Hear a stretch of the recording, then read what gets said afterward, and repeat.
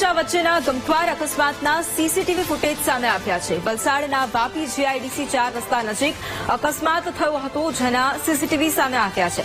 આ અકસ્માતમાં રિક્ષામાં સવાર 5 લોકો ઇજાગ્રસ્ત થયા હતા અને સારવાર દરમિયાન રિક્ષા ચાલકનું મોત નીપજ્યું હતું।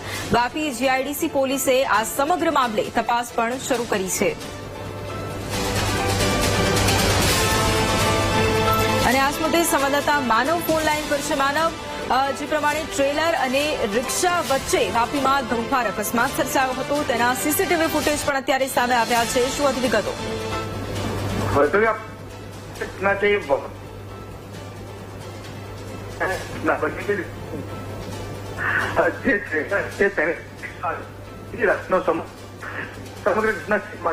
થઈ 4 થી વધારે લોકો ઘાયલ હતા અને તેમાં સારવાર બાદ જે ચાલક છે તેનું મોત થયું છે।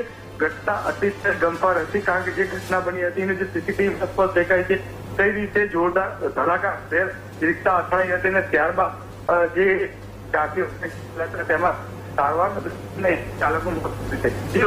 બિલકુલ, આભાર માનવ તમામ જાણકારી માટે।